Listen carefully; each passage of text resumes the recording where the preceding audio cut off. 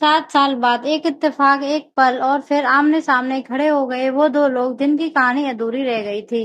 जी हाँ, हम बात कर रहे हैं टीवी के सबसे पॉपुलर शो ये रिश्ता क्या कहलाता है की जहां अब कहानी ने एक और जबरदस्त मोड़ ले लिया है। अबीरा और अरमान की अधूरी मोहब्बत के बीच अब फिर से जुदाई और मुलाकात का खेल शुरू हो चुका है। जहां एक तरफ अबीरा की जिंदगी में अंशुमान की एंट्री हो चुकी है, वहीं दूसरी तरफ उनकी दोस्ती धीरे-धीरे गहराने लगी है।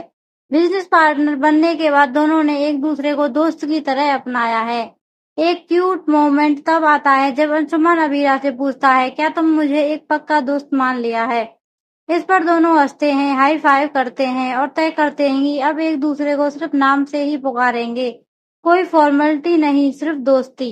लेकिन असली ट्विस्ट तब आता है जब अरमान एक दुकान से 2 गोले ले रहा होता है और तभी पीछे से आवाज आती है, भैया 4 गोले बना दीजिए। ये आवाज सुनते ही अरमान चौंक जाता है। उसे लगता है ये आवाज कहीं अबीरा की तो नहीं।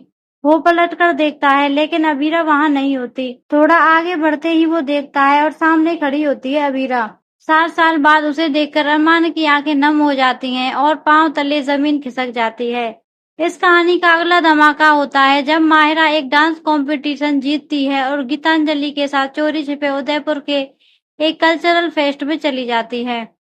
अरमान को इस बात की भनक तक नहीं होती, लेकिन इत्तेफाक से वहीं अरमान भी उसी इवेंट में पहुंच जाता है और यही होता है वो मोमेंट जहां एक ही जगह एक बार फिर मिलते हैं अबीरा, अरमान, गीतांजलि, माहिरा, कावेरी और विद्या। 7 साल बाद वो लोग जो बिखर चुके थे अब एक ही छत के नीचे आ जाते हैं।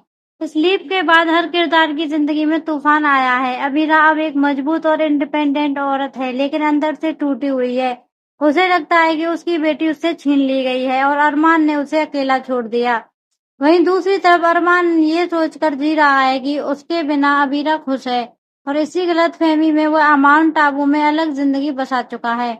गीतांजलि जो अरमान के अतीत से अनजान है, अब उसके करीब आने लगी है। मायरा यानी पूपी, अरमान की बेटी, भी गीतांजलि से जुड़ने लगी है।